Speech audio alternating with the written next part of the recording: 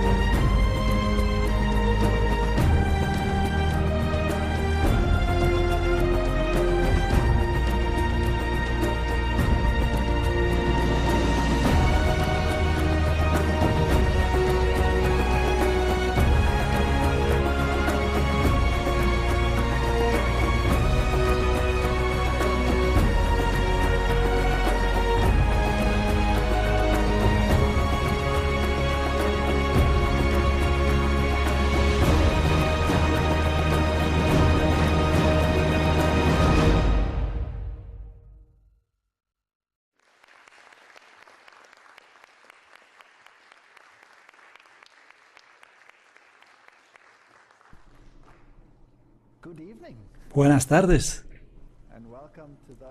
y bienvenidos los que nos ven en internet. Esta noche tenemos ¿cómo llaman ustedes este tipo de temas? Un tema caliente o algo así.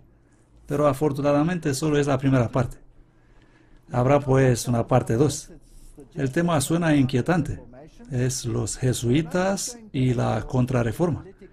Y no voy a tratar con las intrigas políticas y con los juramentos y todas esas cosas, porque he tratado ya eso.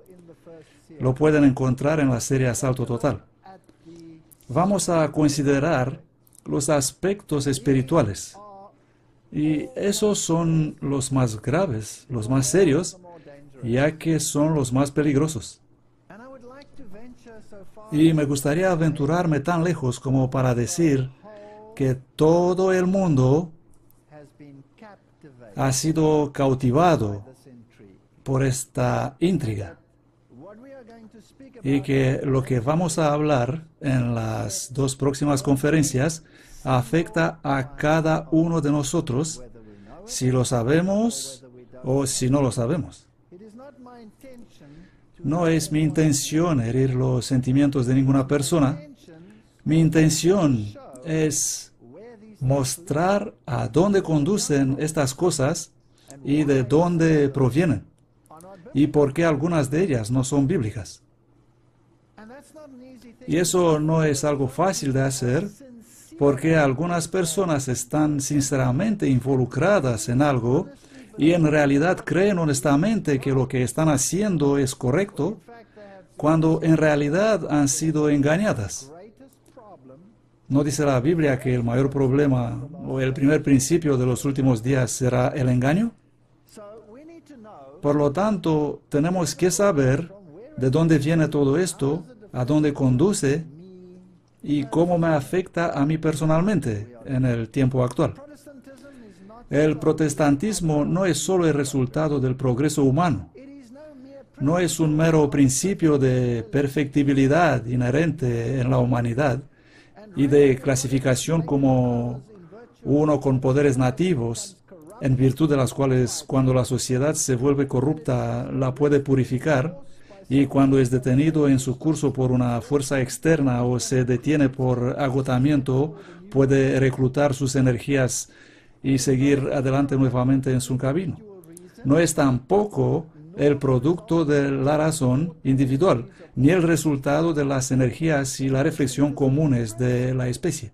El protestantismo es un principio que tiene su origen fuera de la sociedad humana. Es un injerto divino en la naturaleza intelectual y moral del hombre, en virtud de la cual son introducidos en ella nueva vitalidad y fuerzas y el rendimiento que dará a partir de ahora frutos más nobles. Es el descenso de la influencia de origen celestial que se une con todos los instintos y las facultades de la persona, con todas las leyes y las ansias de la sociedad, y que acelera tanto al individuo como la ente social en una nueva vida, dirigiendo sus esfuerzos hacia propósitos más nobles, y permite el mayor desarrollo que la humanidad es capaz en el más completo posible cumplimiento de todos sus grandes fines. En una palabra, el protestantismo es el cristianismo resucitado. ¿No es así? Me gusta cómo escribieron estos autores. Esto viene de la historia del protestantismo por el reverendo Wiley. Y dice que esto no se basa en alguna razón ni en alguna cosa imaginaria que el hombre ha desarrollado y pensado y basado en su capacidad de razonamiento y la ley natural. Este es un injerto celestial. Es algo desde arriba y no algo desde abajo. Ahora bien, si queremos conocer a los jesuitas, tenemos que volver en la historia. Y los jesuitas han causado probablemente más disturbios en el planeta que cualquier otra organización jamás conocida por el hombre. Ellos han sido prohibidos en prácticamente todos los países donde han operado, incluyendo los países católicos. Son muy pocos los que no prohibieron los jesuitas.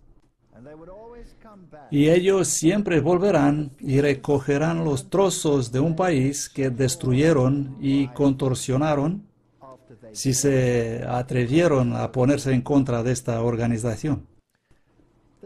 Los jesuitas. Durante la cristiandad, el protestantismo fue amenazado por formidables enemigos. Voy a leer unas cuantas citas esta noche. Pasados los primeros triunfos de la Reforma, Roma convocó nuevas fuerzas, esperando llevar a cabo su destrucción. En este tiempo fue creada la Orden de los Jesuitas, la más cruel, sin escrúpulos y poderosa de todos los defensores papales.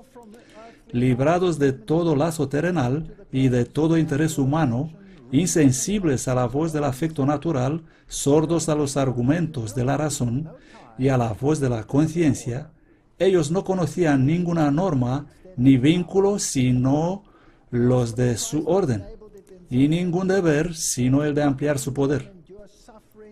El Evangelio de Cristo había capacitado a sus adeptos a enfrentar los peligros y soportar dolores sin desmayar por el frío, el hambre, el esfuerzo o la miseria, y a sostener con firmeza el estandarte de la verdad frente al potro, al calabozo y a la hoguera. Para combatir contra estas fuerzas, el jesuitismo inspiraba a sus adeptos un tal fanatismo que los habilitaba a soportar peligros similares y oponer al poder de la verdad todas las armas del engaño. No había para ellos crimen demasiado grande, ni ninguna mentira demasiado vil, ni ningún disfraz demasiado difícil para llevar. Ligados por votos de pobreza y de humildad perpetuas, estudiaban el arte de adueñarse de riqueza y poder para consagrarlos a la destrucción del protestantismo y al restablecimiento de la supremacía papal. Cuando aparecían como miembros de la orden, se presentaban con aire de santidad, visitando cárceles y hospitales, atendiendo a los enfermos y a los pobres, profesando haber renunciado al mundo y llevando el sagrado nombre de Jesús, que anduvo haciendo el bien. Pero bajo esta fingida mansedumbre, a menudo ocultaban los propósitos más criminales y mortíferos.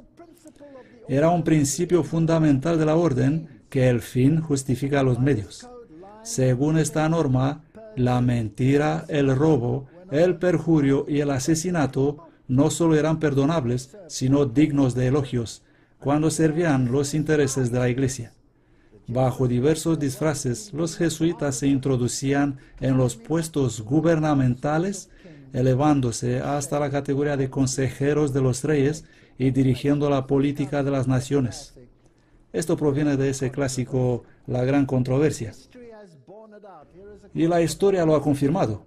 Aquí hay una cita del año 1816 de John Adams, escribiendo al presidente Jefferson, y él dice: no tenemos enjambres de ellos aquí, en tantos disfraces como solo un rey de los gitanos puede asumir, vestidos de pintores, de editores, de escritores y maestros.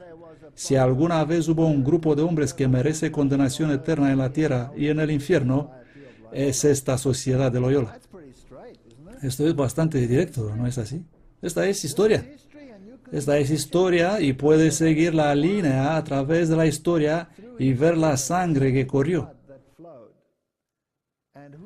¿Y quién estaba siempre detrás de eso? Los jesuitas.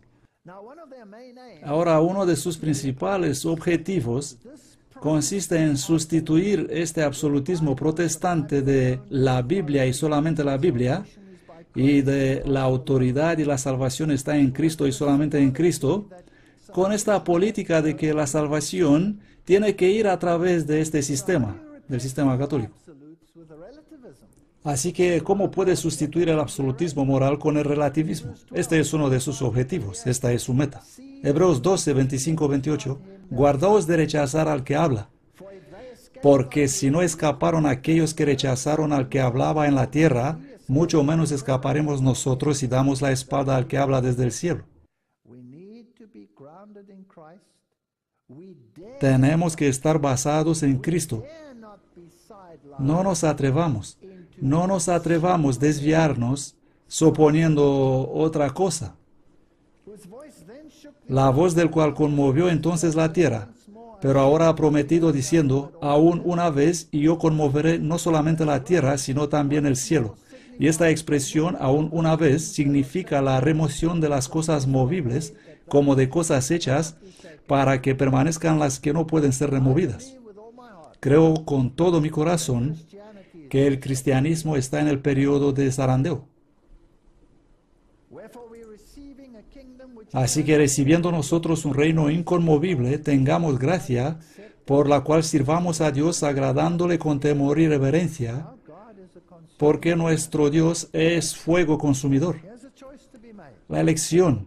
Aquí hay una elección que hacer. Tengamos en cuenta que no es sino Dios el que puede sostener un argumento con Satanás. Hay demasiada presunción en el mundo. Hay demasiadas personas por ahí mandando a Satanás a hacer esto, ordenando a Satanás a hacer lo otro.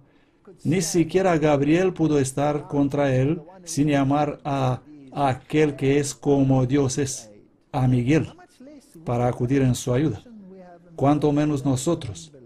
¿Qué presunción tenemos en el mundo de hoy? Es increíble. Martín Lutero contra Ignacio de Loyola, el fundador de la Orden de los Jesuitas. Fueron contemporáneos, vivieron en la misma época, y sin embargo fueron tan diferentes. El llamamiento de Lutero fue para presentar la conciencia directamente a Dios a través de la palabra de Dios. La dirección de Loyola fue la de someter la conciencia a la autoridad del papado. Esa fue la distinción. La espiritualidad ignaciana tenía que lograrse mediante ejercicios espirituales por medio de la sustitución de la imaginación y contrateología para la realidad de la fe. Él encontró otra manera de garantizar una experiencia espiritual que ya no se basaba en la fe, sino en sustancia real. Aquí hay una cita de Daubigny, la historia de la Reforma del siglo XVI, probablemente una de las mejores exposiciones de la Reforma jamás escritas. Es enorme. Íñigo es otro nombre para Ignacio de Loyola, su nombre más corto. Y el autor escribe: Íñigo en lugar de sentir que su arrepentimiento fue enviado para llevarlo al pie de la cruz, se convenció a sí mismo que esos reproches interiores no proceden de Dios, sino del diablo, y resolvió no pensar nunca más en sus pecados, borrarlo de su memoria y enterrarlos en el olvido eterno. Los dos, Martín Lutero e Íñigo, tuvieron este sentimiento de culpa. Ambos se autocastigaron a sí mismos para deshacerse de él. Martín Lutero hizo el gran descubrimiento: el justo vivirá por la fe. Pero Íñigo no lo descubrió. Lutero se volvió hacia Cristo, Loyola cayó sobre sí mismo. Pronto las visiones vinieron a confirmarle a Íñigo las convicciones a lo que había llegado. Íñigo no buscaba la verdad en las Sagradas Escrituras, sino imaginando en su lugar la comunicación inmediata con los espíritus. Lutero, sacando su doctorado, se había comprometido por juramento a las Sagradas Escrituras. Loyola, a su vez, se enredó en sus sueños y las visiones y las apariciones quiméricas se convirtieron en el principio de su vida y de su fe. Dos direcciones. Una basada en la fe. El Señor habla, por lo tanto así es. Si te arrepientes, yo te lavaré y serás más blanco que la nieve. Quitaré tus pecados tan lejos como está el oriente del occidente y verás cómo haré una cosa nueva. Eso es lo que dice la palabra. El diablo dice: eres culpable, eres culpable, eres culpable. Pero el Señor no miente. Por la fe acepto el perdón en Cristo, sin importar si siento algo o no.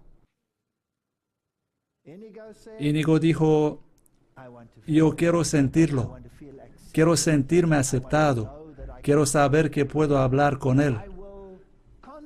Voy a centrar toda mi energía para comunicarme directamente. Y antes de que pase mucho tiempo, comunicaba directamente. ¿Pero con quién? ¿Con quién? Lutero declaró: es una cosa ligera morir por la palabra, ya que la palabra que se hizo carne murió Él mismo.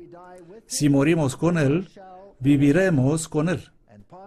Y pasando por lo que Él pasó antes que nosotros, estaremos donde Él está y habitaremos con Él para siempre.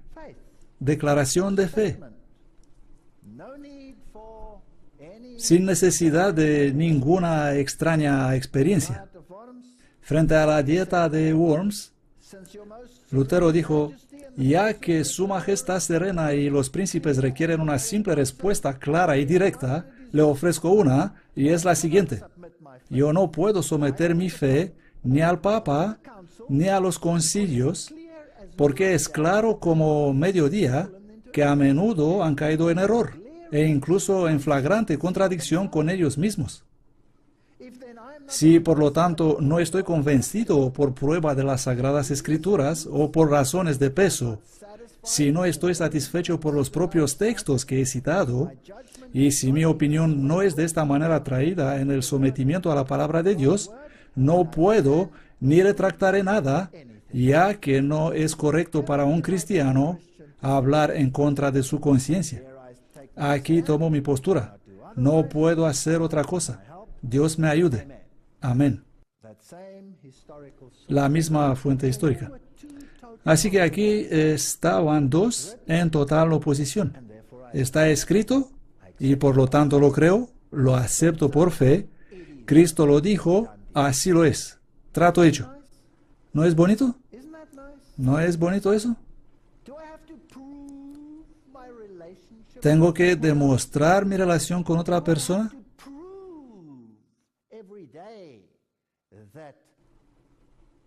¿Tengo que demostrar cada día que hay una relación en el matrimonio? ¿Tengo que probarlo? ¿Cómo puedo demostrar que amo a una persona? Si lo digo, debe ser aceptado por fe. Aquí está Loyola arrodillado ante el Papa, recibiendo sus cartas, y todas estas cosas sucedieron hace más de 400 años. La Compañía de Jesús fue al principio constituida en la capilla Notre Dame de Montmartre en 1534. Ahora está en la capilla del Sagrado Corazón en París. Y ahí está. Es un magnífico edificio. Dentro no está permitido tomar fotos, pero no dicen nada de fuera. Así que permítanme aprovechar y vamos a echar un vistazo a lo que podemos ver en el exterior. Un lugar fascinante. Tienen todas estas magníficas estatuas y tienen estas dos interesantes pequeños grabados aquí en el edificio. La primera de ellas es la madre gallina. Es interesante. Ustedes deben entender su mentalidad, que es la madre de acuerdo con el catolicismo. La iglesia, sí.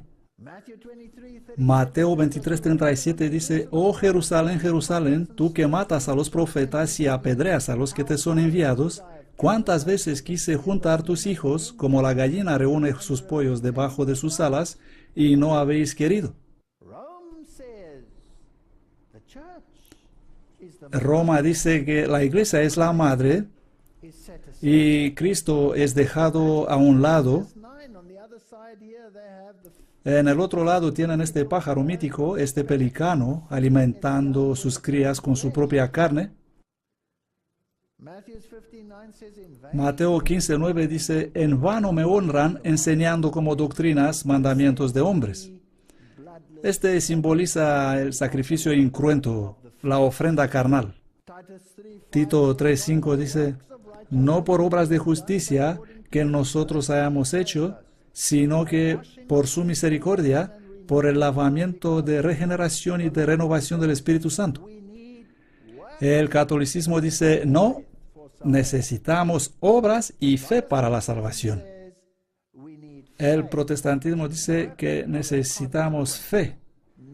Las obras son una consecuencia y no un medio para la salvación. Por lo tanto, si eres cristiano, tendrás buenas obras porque estás impulsado por el amor de Cristo para hacer buenas obras. Pero no haces buenas obras para conseguir bombones con el fin de obtener una posición superior o incluso para ir al cielo. Así que hay una sutil diferencia entre las dos. El catolicismo los ha incorporado a ambos. Ahora, esta es la historia y es una historia sangrienta. Cuando vas a través de todas las guerras, a las grandes guerras, las guerras de 30 años, las matanzas de Europa, todas las actividades de la Inquisición, incluso entre ellos se mataron. Tanto pelearon cuando la Inquisición pasó de una orden a la otra y fue tomada por los jesuitas. Oh, los pobres dominicanos fueron masacrados y después incluso les usaron para su propio beneficio y decir: mirad, incluso las órdenes religiosas católicas han sufrido, así que no fuimos nosotros. ¿Siguen siendo los jesuitas importantes? ¿Tienen ellos todavía un papel importante hoy? Bueno, este año hemos tenido esta interesante elección de un nuevo general por la primera vez en la historia. Un general supremo de los jesuitas retirado antes de que se vea obligado a retirarse por su muerte. Y el nuevo general jesuita es el padre Adolfo Nicolás a partir de 2008. Y aquí están los electores jesuitas. Estos son la base interna de la orden de los jesuitas. Es interesante leer este texto de una carta que el Papa Benedicto XVI envió a los jesuitas justo antes de esta nueva elección del general. Así que aquí está el Papa escribiendo a los jesuitas. Con mucho gusto yo también deseo aprovechar esta oportunidad de una congregación general para traer tal contribución a la luz, que pueda ser un ánimo para vosotros y un estímulo para aplicar cada vez mejor el ideal de la sociedad. Jesuitas, id a trabajar para llevar la sociedad al nivel donde deseamos que esté, en plena fidelidad con el magisterio de la Iglesia, como se describe en la siguiente fórmula que es bien conocida por vosotros: a servir como soldado de Dios bajo la bandera de la cruz y a servir al único Señor y a la Iglesia, su esposa, bajo el pontífice romano, el vicario de Cristo en la tierra. Jesuitas, este es vuestro trabajo. Y luego él cita una carta apostólica desde el año 1550 y dice: uno trata aquí de una peculiar fidelidad confirmada también por no pocos de vosotros en voto de obediencia inmediata al sucesor de Pedro, perinde a cadáver. ¡Wow! Esto lo escribió Papa Benedicto XVI. Él cita y les dice, vuestra obediencia a mí debe ser como la obediencia de un cadáver. Perindea cadáver, como un cadáver. No tendrás mente propia. Todo lo que se te dice, eso vas a hacer. Obediencia ciega. La Iglesia necesita aún más hoy de esta fidelidad vuestra, lo que constituye un signo distintivo de vuestra orden, en esta época que advierte sobre la urgencia de transmitir de manera integral a nuestros contemporáneos distraídos por muchas voces discordantes. Jesuitas, os necesito ahora más que nunca. Y necesito vuestra obediencia ciega. ¿Es esto lo que está diciendo? Eso es exactamente lo que dice antes de la votación.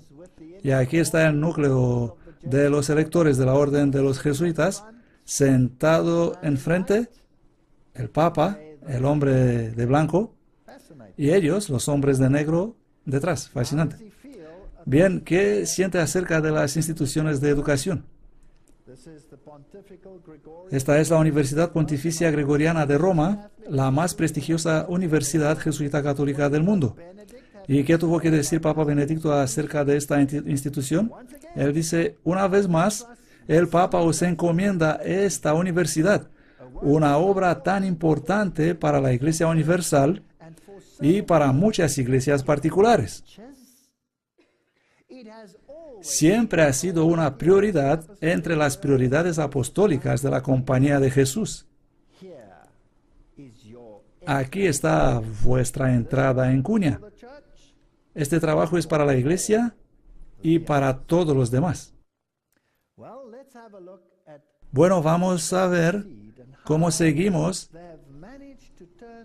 y observar cómo han conseguido ellos convertir el protestantismo en algo que ni siquiera se asemeja al protestantismo primitivo.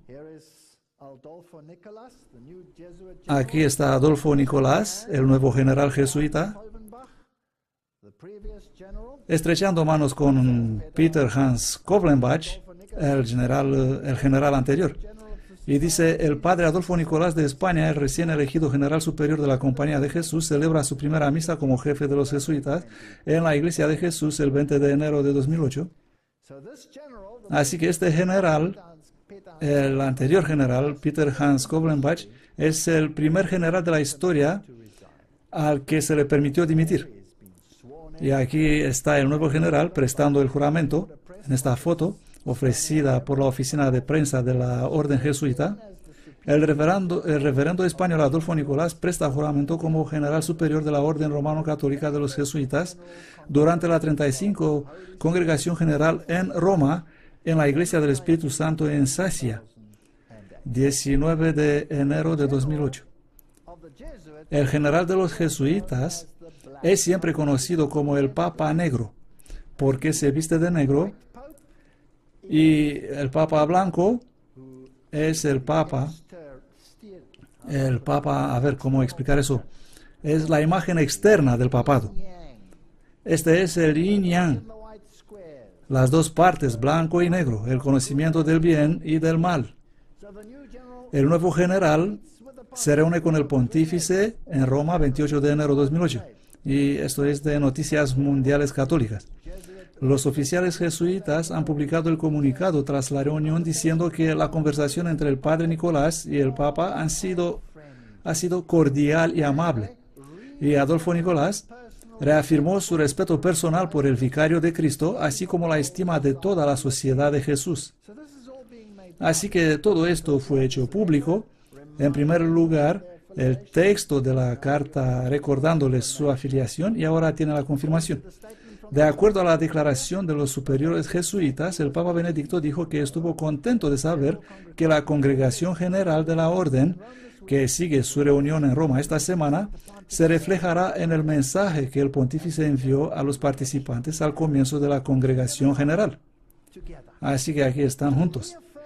A reafirmar en el espíritu de San Ignacio su adhesión total a la doctrina católica, particularmente a los puntos neurálgicos respecto a la mente, que hoy están fuertemente atacados por la cultura secular.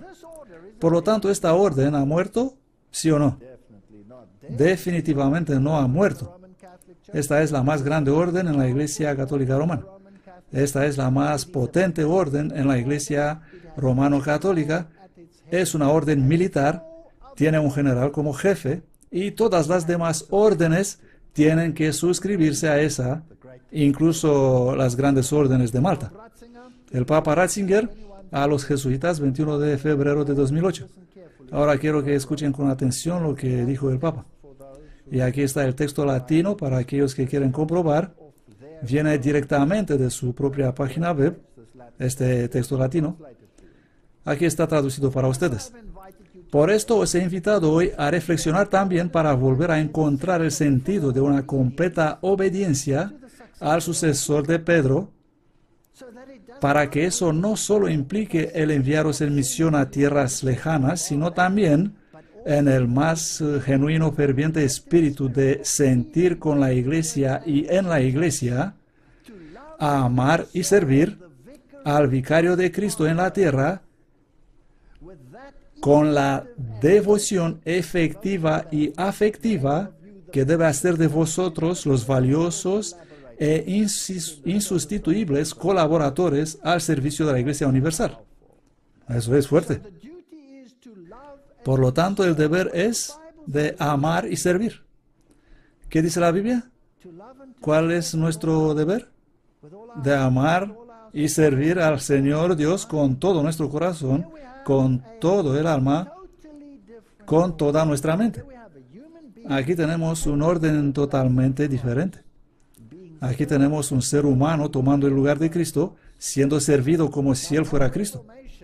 Ahora, toda la reforma se separó de la Iglesia Católica debido a estos asuntos.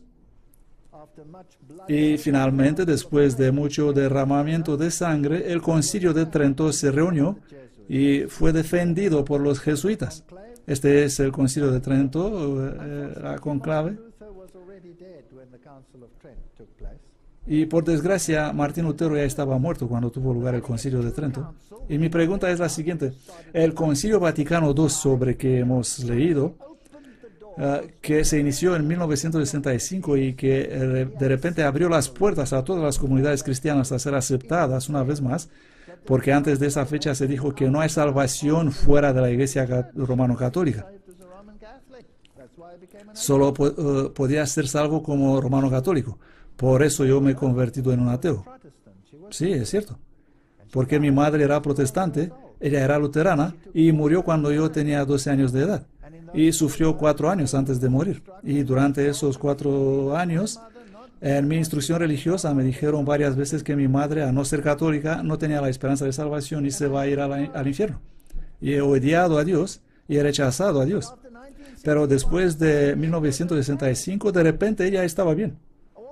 Todo lo que tenía que hacer era reconocer la supremacía del papado e incluso estos hermanos separados podrían ser incorporados.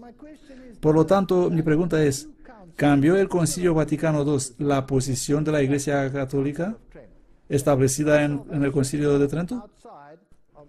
¿Que no hay salvación fuera de la Iglesia Romano-Católica? Vamos a preguntar a la Iglesia Romano-Católica. Esta es la mejor forma de hacerlo. Mis citas, como verán, proceden directamente del Vaticano. Directamente.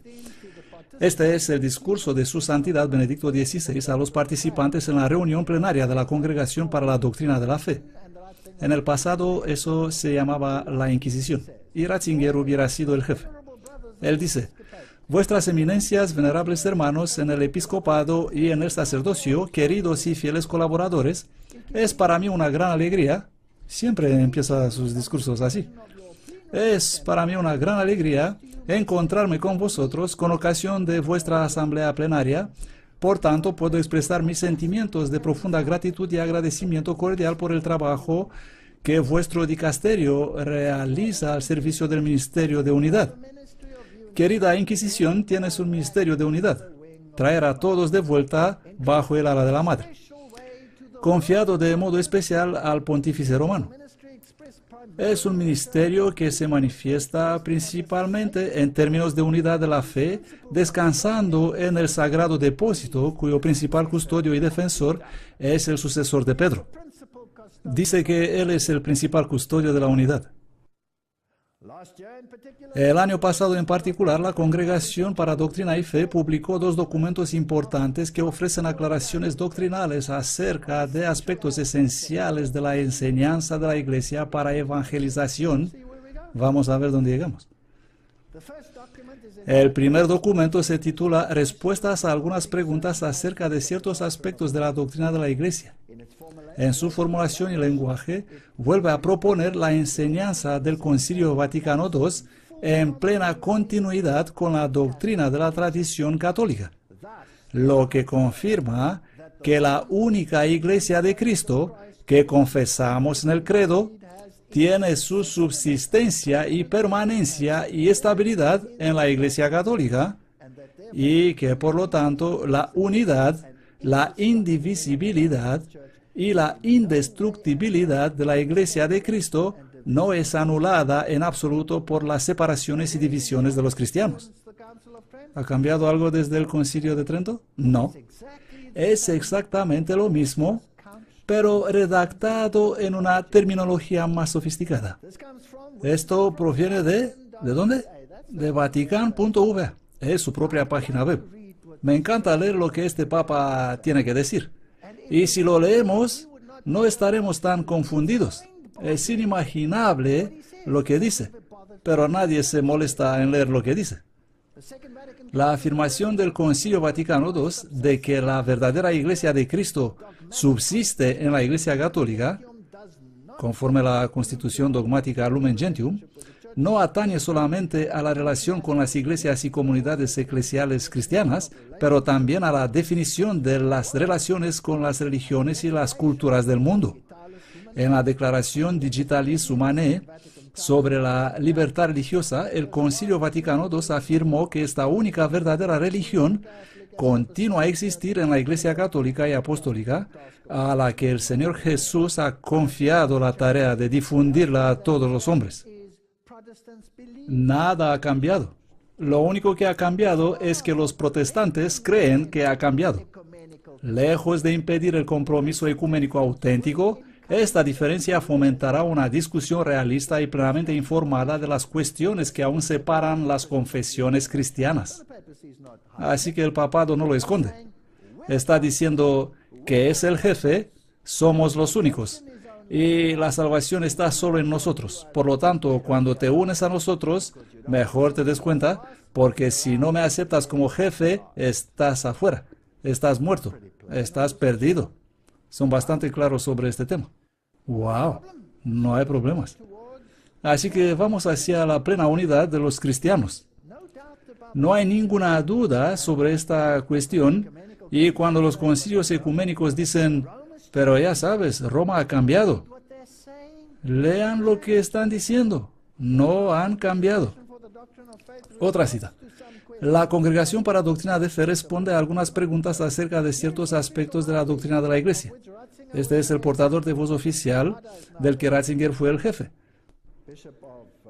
Joseph Levada es ahora el jefe, el obispo de San Francisco. Eso era en 2008. La primera respuesta. ¿Ha cambiado el Concilio Ecuménico Vaticano II la doctrina católica sobre la Iglesia? Vamos a preguntarle directamente. Lo dicen ellos mismos. Se trata de su propia página web aquí. Respuesta. El Concilio Vaticano II no ha cambiado ni tiene la intención de cambiar esta doctrina, sino que la ha desarrollado, la ha profundizado y explicado con más detalle. Inteligente. Eso es precisamente lo que Juan 23 dijo en el comienzo del Consejo. Pablo VI lo afirmó y comentó en el acto de promulgación de la Constitución Lumen Gentium. No hay mejor comentario que hacer que el que decir que esta promulgación en realidad no cambia en absoluto la doctrina tradicional. ¿Es esto claro o no? Claro como el cristal. Gracias. Ahora sabemos dónde estamos. Lo que Cristo quiso, nosotros también. Lo que era, todavía lo es. Lo que la Iglesia ha enseñado a lo largo de los siglos, nosotros también enseñamos. No hemos cambiado. Oigo mucho, pero han cambiado, han cambiado. Pues aquí dicen que no han cambiado. En términos simples, lo que se suponía es ahora explícito. Lo que era incierto se ha aclarado. Sobre que antes se meditaba, discutía y a veces se argumentaba, es ahora puesto todo en una clara formulación. Así es como está la cosa. ¿Lo aceptas o no? Ahora, ¿cómo metieron ellos esta doctrina en todas las iglesias protestantes? ¿Y cómo consiguieron ellos cambiar las iglesias protestantes de lo que creían a lo que practican ahora? El protestantismo solía decir, aquí está el anticristo y por lo tanto nos vamos a separar. Ahora tienen otro anticristo que aún no ha venido, probablemente llegará incluso cuando ellos ya no estarán aquí, por lo tanto, ¿por qué molestarse con él? O ya está muerto. ¿Saben? Es un caos total. Y con lo que han cambiado eso, bueno, los jesuitas encargados con la difusión de este nuevo dogma, claro que serán los jesuitas, el más importante fue Karl Rahner, 1904-1984, y el Concilio Vaticano II. Ahora debemos estudiar sus doctrinas. ¿Y quién fue su compañero de trabajo especial? Nada más y nada menos que el Papa Benedicto. Ambos fueron los arquitectos del Concilio Vaticano II. Karl Rahner es sin duda el teólogo romano católico más importante del siglo XX. Su influente posición entre sus contemporáneos resulta en cierta medida de su capacidad de poner la teología y la filosofía en diálogo. Esto es muy peligroso, porque una vez que comenzamos a convertir la verdad en filosofía, podemos ir a cualquier parte. Podemos ir a cualquier parte, y la filosofía es lo que hace tropezar a los intelectuales. ¡Qué bonito! Karl Rahner originó una nueva categoría religiosa, el cristianismo anónimo. ¡Qué listo! Diciendo que abraza a los budistas, a otros no cristianos e incluso a los ateos que son serios, rectos y generosos. Están bien, son cristianos. Tienen básicamente una especie de fe en Dios, lo sepan o no, dice Rahner. Ellos son parte del cristianismo que no se llaman a sí mismo cristianismo, paganos que han recibido la gracia pero que no lo saben. ¡Qué bonito! Todos son incluidos, todo el mundo es aceptado. Todo lo que tienes que hacer es decir Papa y estarás bien. ¿Acaso reconocen a estos dos caballeros en esta foto? Karl Rahner y Joseph Ratzinger, conocido como Papa Benedicto XVI. Dos sobrios sacerdotes progresistas en el Concilio Vaticano II. El padre Joseph Ratzinger fue compañero de trabajo con el padre Karl Rahner en el consejo. Aquí los dos están juntos. Por favor, tenga en cuenta lo que dice Rahner. El lema de Rahner fue, de hecho, nuestro Señor debe ajustarse al mundo y no el mundo a él. La influencia de Rahner fue enorme. Él agradó un mundo moderno y unos eclesiásticos modernos cuyos oídos ansiaban el compromiso doctrinal bajo el pretexto de la iluminación. Aquí estaba una nueva filosofía. He pensado mostrar la página web de la Iglesia Luterana Nuestro Redentor aquí, que define dónde estamos. No voy a leer todo, simplemente qué doctrinas son necesarias para la unidad, por el Dr. Richard Booker. Tanto en el siglo XVI como ahora se ha asumido que no es necesario el acuerdo en cada enseñanza de la Iglesia para la unidad. Los cristianos separados solo necesitan coincidir en lo esencial, o en lo necesario, o en las doctrinas fundamentales. Solo necesitamos tener algunos puntos de contacto. ¿Crees en Jesús? Sí, creo en Jesús. ¿Es Jesús el único camino de salvación? Oh, eso no es relevante. Bueno, por lo menos ambos creemos en Jesús. Mario, ¿crees en Jesús? Sí, él fue, maravilloso, él fue un buen profeta. Y así tenemos puntos de contacto. ¿Y cuán lejos irás hasta que no tendrás absolutamente nada? Bien, ¿cuál es el objetivo del protestantismo y cuál es el objetivo de la orden de los jesuitas? El objetivo del protestantismo es difundir el evangelio de la salvación en Cristo Jesús, de difundir las buenas nuevas. El Mesías ha llegado. Venid todos los que estáis cansados y fatigados, y Él os dará reposo. No lo mismo el jesuitismo. No puedo impresionar bastante, dice Nicolini en la historia de los jesuitas, la mente de mis lectores que los jesuitas, por su propia vocación, por la esencia misma de su institución, son comprometidos a tratar por todos los medios, buenos o malos, la destrucción del protestantismo. Esta es la condición de su existencia, la tarea que deben cumplir o dejar de ser jesuitas. Es por eso que se le llamó a la existencia. Por lo tanto, los encontramos en este terrible dilema. O bien los jesuitas cumplen con el deber de su vocación o no. En el primer caso, ellos deben ser considerados como los más grandes enemigos de la fe protestante. En el segundo, como malos e indignos sacerdotes. Y en ambos casos, por lo tanto, serán igualmente considerados con aversión y desconfianza. Muy claro puesto. Ahora vamos a ver cómo ha cambiado el mundo desde el Concilio Vaticano II. ¿Qué han hecho ellos con esta nueva teología de abrazar a todos? El Concilio Vaticano II y la renovación carismática. ¿Sabían ustedes que la renovación carismática en realidad comenzó a expandirse justo después del Concilio Vaticano II? Aquí está el Papa Juan XXIII, quien reunió ese concilio. El 25 de enero de 1959, solo 2 meses después de su elección como Papa, Juan XXIII sorprendió al mundo al anunciar el concilio, para dar la posibilidad a la Iglesia de contribuir más eficazmente a las soluciones para los problemas de la edad moderna. El gozo eco de su anuncio, así como el vivo interés por parte de no católicos e incluso no cristianos. ¡Wow! Aquí tenemos un ecumenismo total. Ha demostrado en la manera más elocuente que la importancia histórica del evento no ha escapado a nadie. El Concilio Vaticano II y el movimiento carismático. El cardenal designado para supervisar esta cuestión y que sirve en la mayoría de los comités fue el cardenal Swensens. El cardenal Joseph Swensens es un galardonado con el premio Templeton. También hay una conexión interesante. Tendremos que mirar un poco antes. También él fue masón. Fue iniciado el 15 de junio de 1967. Él fue elegido por el Papa Juan XXIII a ser uno de los principales arquitectos del Concilio Vaticano II y supervisó las 4 grandes comisiones. Desde que tuve esta carismática experiencia, mi lealtad al Santo Padre como el vicario de Cristo en el mundo ha incrementado y fortalecido. Mi agradecimiento a María como corredentora y mediadora de mi salvación ha sido asegurado y mi aprecio por la misa como sacrificio de Cristo ha sido acentuado. El protestantismo rechaza todos estos puntos. Sin embargo, esta experiencia carismática le llevó a abrazar estos errores doctrinales incluso en una mayor forma. Esto es lo que el Concilio Vaticano II tiene que decir acerca de los carismas.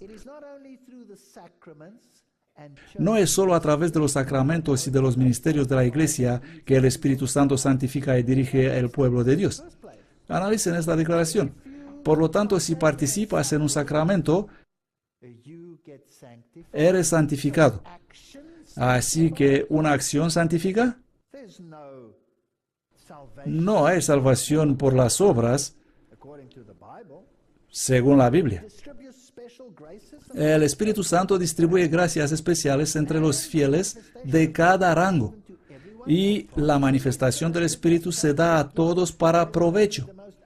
Estos dones carismáticos, ya sean los más sobresalientes o los más sencillos y ampliamente difundidos, deben ser recibidos con agradecimiento y consuelo porque son extremadamente útiles y adecuados para las necesidades de la Iglesia. ¿No es interesante? Así que el Concilio Vaticano II dice, aceptemos esto porque va a ayudar a nuestra Iglesia. Papa Pablo VI, hablando a la Conferencia Internacional de 1965, dice, 1965 marca el año de la llegada de la era de renovación en la Iglesia Católica. Y él les dijo, no hay nada más necesario para este mundo, más y más secularizado, que el testimonio de la renovación espiritual, que vemos que el Espíritu Santo suscita en las más diversas regiones y medios. Entonces, ¿cómo no podría ser esta renovación espiritual una oportunidad para la Iglesia y para el mundo? Y cómo en este caso puede alguien no tomar todas las medidas para asegurarse que seguirá haciéndolo. ¿Quién está detrás de la renovación carismática? Después de haber leído estos, y el mismo Papa habló en lenguas.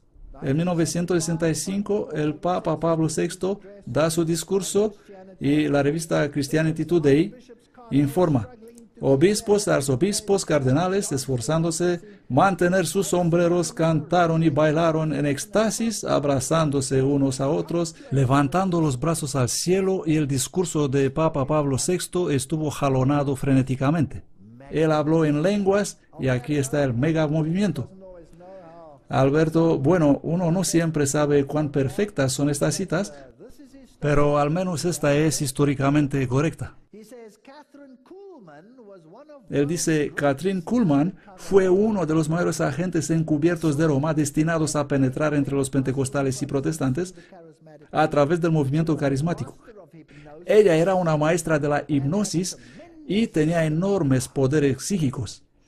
Como una recompensa por su destacada labor, se le otorgó una audiencia privada con el Papa. Como resultado de su trabajo, la mayoría enseñan ahora la unidad y rara vez predican separación y santidad, temas que Roma aborrece. Y este es un hecho. Esta es una foto de Kathryn Kuhlman hablando a la gente y sanándolos, al igual que los televangelistas de hoy curan a las personas. Y aquí en la foto su fecha de nacimiento. Ella fue una curandera americana del siglo XX.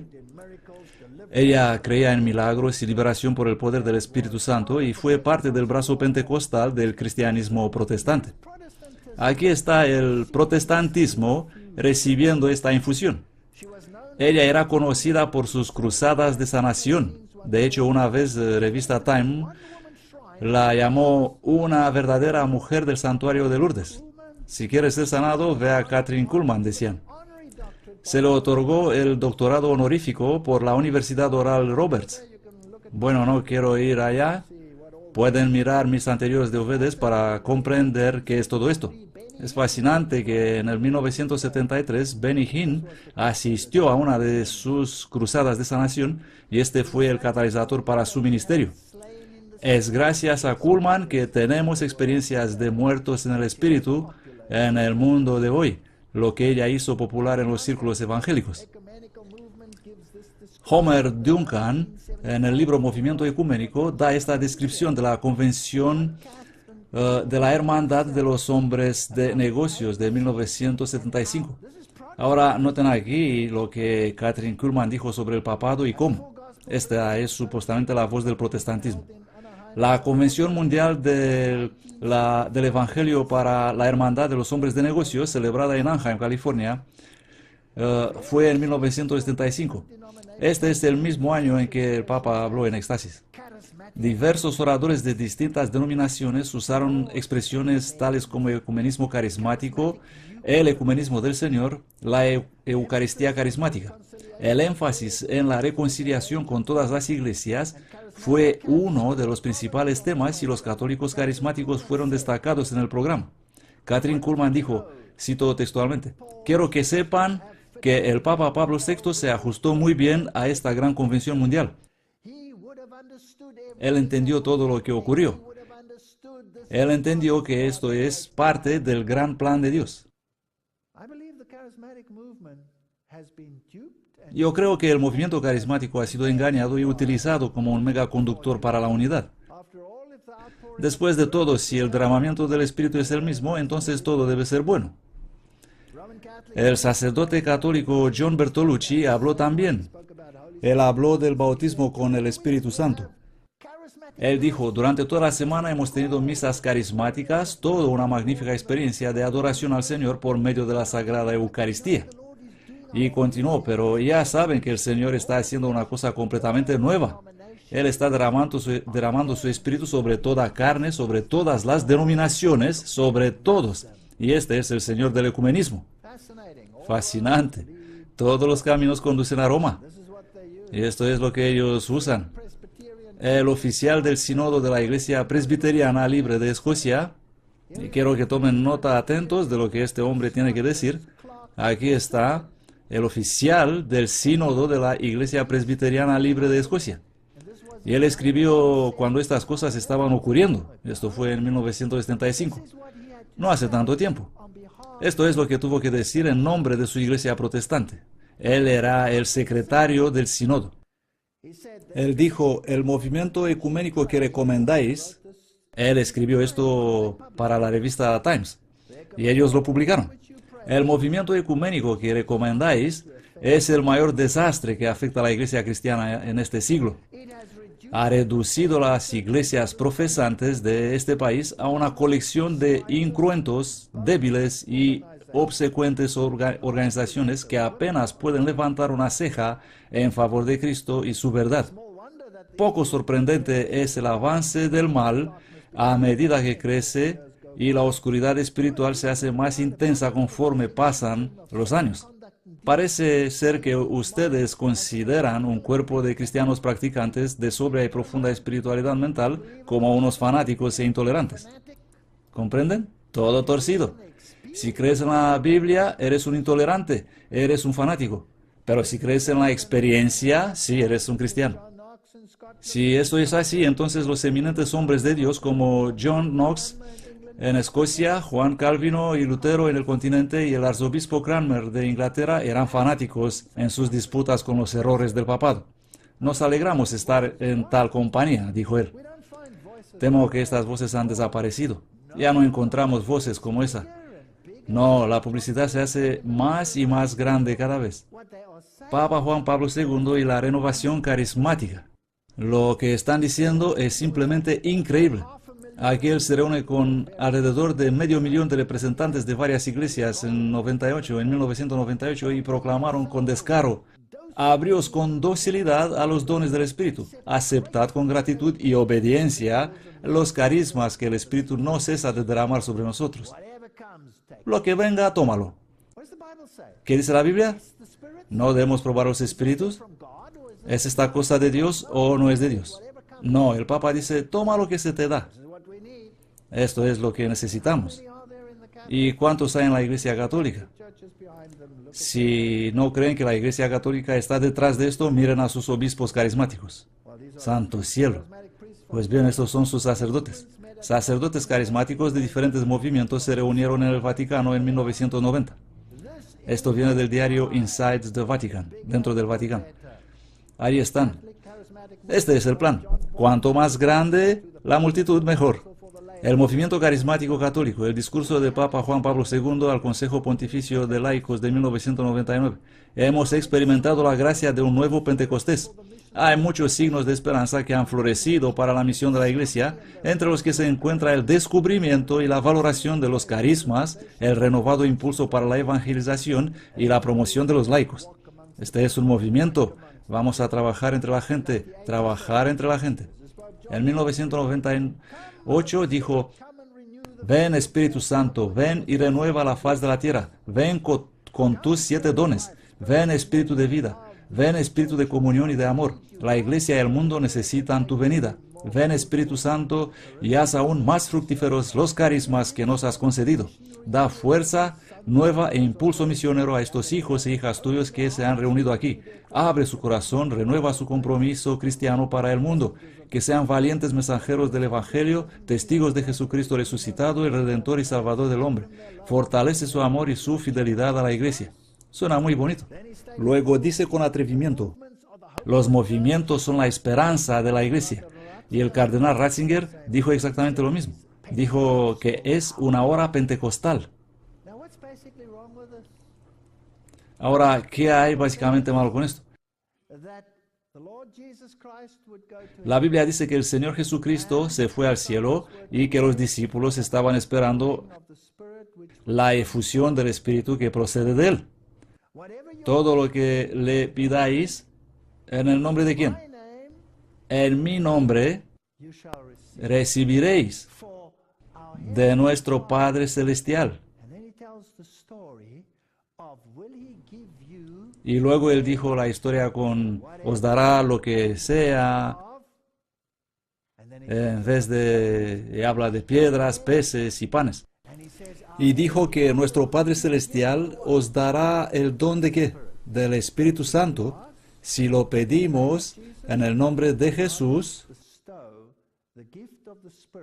Dios nos dará el don del Espíritu Santo para trabajar para otros en predicar el Evangelio. Ese era el objetivo principal. Aquí tenemos un acceso directo al Espíritu Santo. Y Cristo es dejado a un lado, y eso no es bíblico.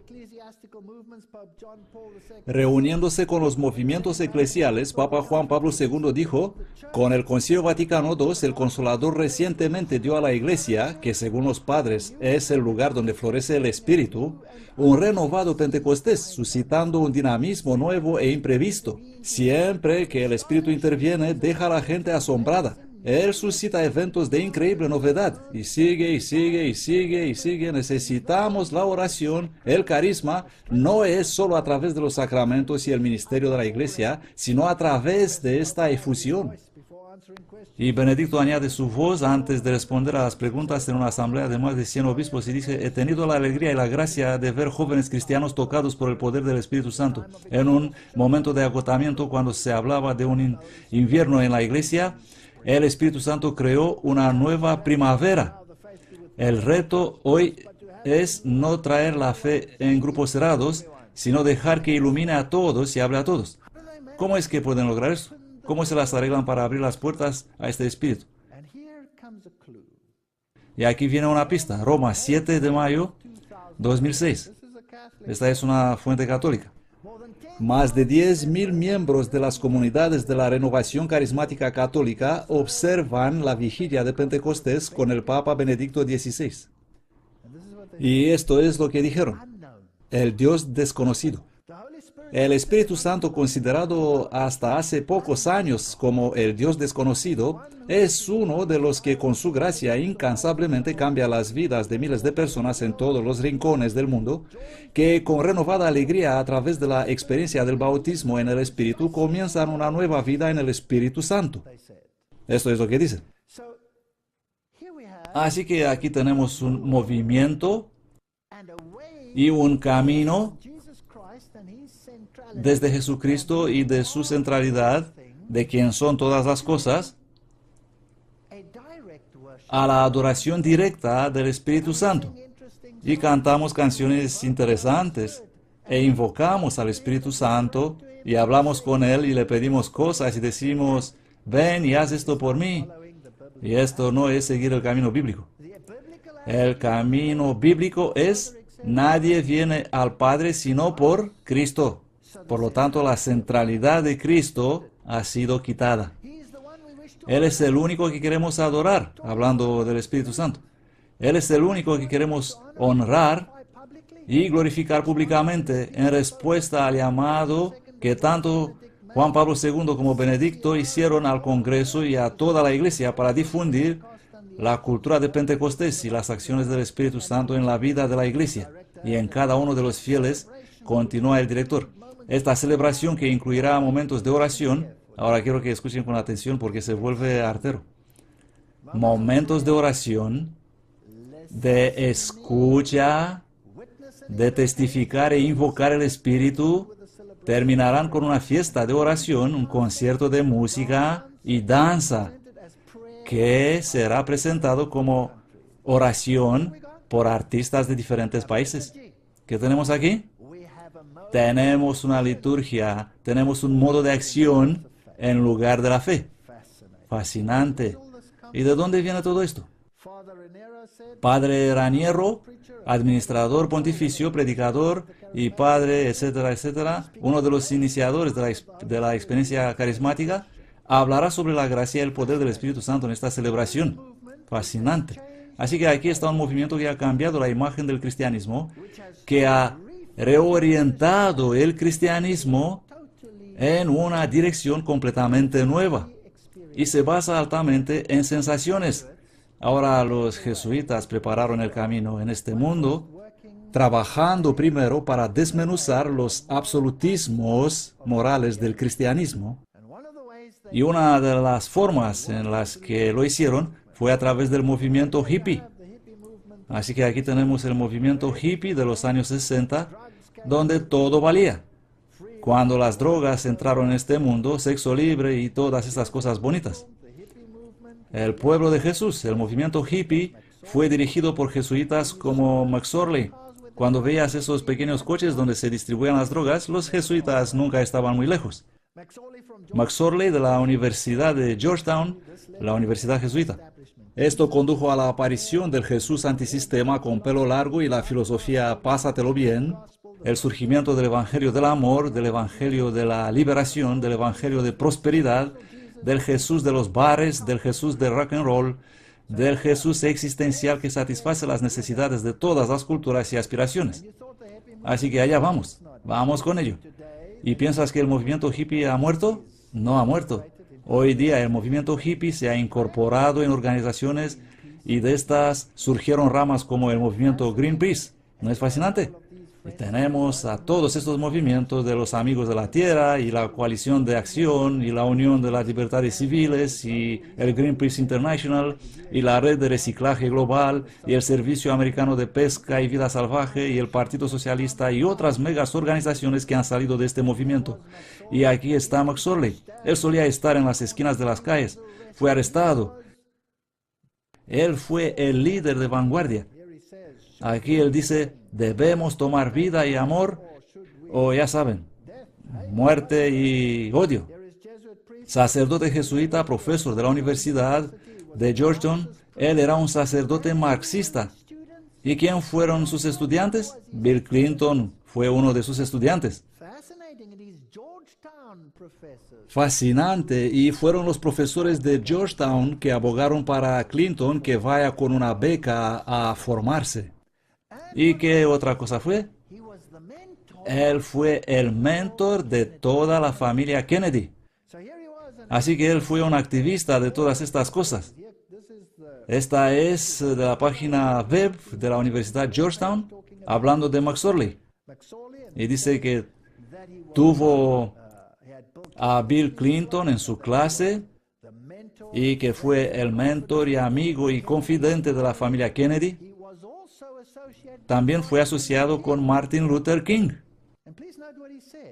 Por favor, noten lo que dijo acerca de Martin Luther King. Lo vi como una gran figura de Cristo, así que lo he seguido y he andado con él. King explicó el significado del Evangelio para mí. Él nos enseñó que Jesús fue serio con respecto al amor no violento, justicia racial y la paz. King nos enseñó a vivir el Evangelio así. Interesante, ¿verdad? Así que los jesuitas fueron detrás de todos estos movimientos activistas. Y también en la industria de la música y del rock, que tuvo sus simples inicios con grupos como los Beatles y todo eso. Aquí tenéis a los Beatles. Lucy en el cielo con diamantes. ¿Os recordáis eso? ¿Saben lo que significa? Seguro que todos lo saben. Es la sigla de LSD, una droga muy potente, y el mundo de las drogas. Los jesuitas estaban detrás de todos estos movimientos. El Nietzsche nihilismo. El nihilismo es la noción de que las normas éticas son injustificables a nivel racional y el resultado es una sensación de desesperanza por el vacío de la vida. ¿Quién crea el vacío? ¿Quién aporta las drogas y dice que no hay ningún propósito en la vida? Si quitas la moralidad absoluta y eliminas la Biblia, pues bien, entonces no queda nada. Así que tienes sexo libre, existencialismo, aquí lo tienes y todo vale. Y llegas a un punto donde te das cuenta, bueno, he arruinado toda mi vida, ¿cuál es la razón de todo eso? Y luego llenas el vacío con más drogas. Aquí está el peligro. Nietzsche define el nihilismo como la situación que se produce cuando todo está permitido. Y este mundo de la droga fue muy importante. En la entrevista de Rick Martin con Eric John Phelps, Phelps afirma que los Beatles fueron controlados por los jesuitas y que el mundo de la droga es controlado por Roma a través de la mafia, que es controlada por los jesuitas. Aquí tenemos a los Beatles con sus canciones sobre las drogas. Los Beatles fueron la primera banda de rock que utilizó la señal del diablo en un disco grabado, y lo pueden ver aquí y aquí. Nadie puede decir que es una casualidad. Van Helsing demuestra que los Beatles usaban el retroceso, y este es el mensaje de la canción La Revolución número 9. Empieza a fumar marihuana. Conviérteme en un hombre muerto, refiriéndose a Jesús. En 1962, John Lennon le dijo a Tony Sheridan de la hamburguesería Star Club: sé que los Beatles tendrán un éxito como ningún otro grupo lo tuvo. Lo sé preciso porque para este éxito he vendido mi alma a Satanás. Esto viene de Jan van Helsings, Las sociedades secretas y su poder. Es un libro y es una cita de él. Y luego tienes ese cambio de filosofía en una nueva filosofía. Y el cuidado de Heidegger, introducido en este mundo absurdo. Dios está muerto, por lo tanto las respuestas de la vida están en sí misma. ¿Has oído eso en la tele estos días? La autoestima y la psicología cristiana cubren la falta. Heidegger enseñó que el alma se autentifica a sí mismo, mostrando preocupación por los demás o cuidado. Así que ya tenemos un cristianismo cuidadoso. El cuidado existencial de Heidegger, Sorge, a cuidar a los demás, se basa en Dasein, a estar allí. Así que aquí estoy en un lío, ¿cómo puedo corregirme? ¿Cómo puedo obtener una forma de espiritualidad? Cuidando a los demás. Esta es la religión del yo, la religión del anticristo. Dios siendo eliminado, la Iglesia establece el estándar y educa, entrena las masas a través de la psicología cristiana, directores espirituales, programación neurolingüística, laboratorios de cuidado, hasta que tenemos una nueva formación espiritual. Este es un resumen de hacia dónde nos dirigimos. Ahora vamos a ver cómo lo hicieron. El segundo paso. Crear una nueva moralidad, cambio de dirección. Tenemos que pasar ahora de esta absurdidad, de esta existencia absurda, a una existencia razonable. ¿Y quiénes están detrás de ella de nuevo? Los jesuitas. Y los pueden ver. Aquí está el padre Gustavo Gutiérrez. Y vamos a aprender del catolicismo a través de este hombre cómo debemos tomar una posición clara en contra de la injusticia social en favor del proceso revolucionario. Ajá, así que cambiamos nuestra religión de adorar a Jesús, de tener una religión centrada en Dios, a tener una religión social. Leonardo Boff, la iglesia debe ser definida en términos de energía, carisma y progreso del mundo. Eso dijo Richard Boff. Siempre me gusta saber quiénes son estas personas. McBride, ¿quién es usted y por qué nos cita de todos estos jesuitas? Bien, aquí está, vamos a ver. Richard P. McBride es profesor de teología de Crowley O'Brien en la Universidad de Notre Dame. Muy interesante. El expresidente de la Sociedad Teológica Católica de América. Interesante. Logros distinguidos y recibió el premio Murray. Se desempeñó como ex comentarista en vivo de eventos católicos en CBS. Así que es un gran hombre. ¿Dónde fue entrenado? Oh, en la Universidad Pontificia Gregoriana de Roma, una universidad jesuita. ¿No dijo el Papa, ustedes señores mejor cambien el mundo a través de estas instituciones? Veamos qué tiene que decir este hombre. Él dice, la misión de la Iglesia es un servicio a la gente, especialmente a los pobres, a los oprimidos y a los marginados. Aunque las estructuras de la autoridad son necesarias para esta misión, estas estructuras son siempre subordinadas a esa y han de ser juzgados por su capacidad de permitir a la Iglesia cumplir con la misión. Allá vamos. Hemos cambiado nuestra religión. Necesitamos comedores populares. ¿Es esto lo que necesitamos? ¿Hay algo malo en un comedor popular? No, en absoluto. ¿Hay algo malo en lo que se refiere a elevar a alguien? No, en absoluto. Pero si esa es tu religión, has cambiado la fe con las obras. Tienes que haber una consecuencia y vamos a ver cuál es la diferencia. Él escribe, de los feministas tenemos la visión de la Iglesia como una comunidad del Éxodo. Así que tenemos los feministas aquí. Está bien. Llama a abandonar una llamada a abandonar el orden social establecido y sus agentes religiosos de sacralización y ser testigo de un orden social alternativo. Vamos a cambiar el mundo. Dice que debemos ser agentes de cambio y siervos, ejemplo para la Iglesia, por la aplicación del Evangelio en la lucha por la justicia social, la paz, los derechos humanos. ¿Perdón? ¿Este es el Evangelio de Jesucristo, sí o no? Por supuesto que no. Tenemos un nuevo Evangelio. Las actividades de la Iglesia en favor de la justicia social y los derechos humanos no son meramente preparatorios para la verdadera misión de la Iglesia, como el concepto de preevangelización que había antes que el Concilio Vaticano II. El compromiso de la Iglesia en la participación y en la lucha por la justicia social, la paz y los derechos humanos es un elemento fundamental o parte constitutiva de su misión. Este es nuestro trabajo. Tenemos que predicar el orden social. No, Debemos predicar a Jesucristo y a Él crucificado. Tenemos que predicar la salvación por Él y solamente por Él. Tenemos que predicar el arrepentimiento. Tenemos que predicar la justificación. Tenemos que predicar la santificación. Este no es el Evangelio, este es un nuevo Evangelio. Mateo dice, mirad que no hagáis vuestra justicia delante de los hombres para ser vistos de ellos. Si deseas hacer el bien, hazlo en silencio. Si quieres ayudar a alguien, hazlo sin jactarse. Si bien afirmaban ser muy celosos para el honor de la ley, su propia gloria era el objeto real que buscaban. Y Cristo les manifestará que el amante de sí mismo es un transgresor de la ley, afirma este autor protestante. Así que preparamos la mente para esta nueva espiritualidad. Y ahora vamos a llegar a la parte peligrosa. Les voy a relatar la historia lentamente.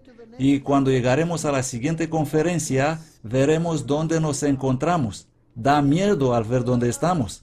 ¿Saben cómo se alcanza la espiritualidad mediante los ejercicios espirituales de Loyola? Ahora recuerden, esto fue escrito hace 400 años. Yo no voy a leer todo el tema, solo les voy a mostrar la esencia de esto. He descargado todo. Podría hablar toda una conferencia únicamente sobre los ejercicios espirituales. Este es Ignacio de Loyola, el fundador de la orden de los jesuitas. Y recuerden que los protestantes dijeron que él se basó en sí mismo y que encontró un medio de desarrollar una espiritualidad que no se basa en la fe, sino en la autosugestión. Y Loyola escribe que lo primero que tienes que hacer es la composición. Vas en una pequeña habitación y tienes la composición, observando el lugar. Por lo tanto, si deseas tener una experiencia con Jesucristo, entonces en tu mente contemplas la escena, ves el lugar. Aquí hay que señalar de manera visible la contemplación o la meditación, como por ejemplo cuando uno contempla a Cristo el Señor, que es visible. La composición será ver con los ojos de la imaginación el lugar corporal donde se encuentra la cosa que quiero contemplar. Por lo tanto, esta es la espiritualidad. Necesito una habitación pequeña y tranquila. Tengo que contemplar esta cuestión, tengo que verla y al final se convierte en una realidad a la cual eventualmente pueda hablarle a Cristo o quien sea que he visualizado y puedo tener una conversación de uno a uno. Así podemos contemplar en nuestras meditaciones, por ejemplo, los pecados y veremos la composición con los ojos de la imaginación y considerar que mi alma está en la cárcel, en este cuerpo corruptible, y así tener esta experiencia. Luego él dice que se inicia cada uno de los ejercicios con una plegaria especial. Es como una mantra, se vuelve a repetir una y otra y otra y otra vez. Y él dice, llamar al rey temporal para ayudar a contemplar la vida del rey eterno. Así que ahora tenemos idolatría. Dice que cuando quieres contemplar a Jesús, eso es demasiado difícil. Vamos a tomar un rey terrenal, un maravilloso rey terrenal que es la personificación de Jesús. ¿Y a quién se refería él? A Papa. Él dice que lo primero empiezas con la composición. Ves el sitio de nuevo, lo observas con la imaginación y luego pon delante de mí un rey humano elegido por Dios, nuestro Señor, al que todos los cristianos, príncipes y hombres reverencian y obedecen. ¿Quién es este? Así que empiezo a imaginarme al Papa. Segundo, hay que observar cómo este rey habla a todo su pueblo diciendo, es mi voluntad conquistar todas las tierras de los infieles, por lo tanto, quien quiera venir conmigo debe ser contento, comer como yo, y beber y vestir como yo. Así que tengo que convertirme en pobre. Disculpen, tendré que convertirme en mega rico. Tendré que conseguirme un papamóvil y pasearme por ahí en él. El tercer punto, examinar cuáles son los buenos temas que debería responder al tal rey. A continuación, él habla de penitencia. Él dice que la penitencia debe ser interior y exterior. No es suficiente ir a Jesús y decir, Señor, he pecado, perdóname. No, tiene que ser exterior. Tengo que castigarme a mí mismo, tengo que sancionarme a mí mismo. ¿Cómo puedo castigarme a mí mismo? Una manera es anular mi comida. Es decir, cuando dejamos lo superfluo, no es arrepentimiento, sino templanza. La penitencia es cuando quitamos de lo que es adecuado, y cuanto más quitamos, mejor. Así que empiezo a comer solo lo que es absolutamente necesario para sobrevivir, migas de pan y cosas así. Y cuando se trata de dormir, no es suficiente sacar lo superfluo. No, no, no, no, no. No necesitas las cosas suaves. Puedes dormir en el suelo directamente y preferiblemente poner unos clavos debajo de ti.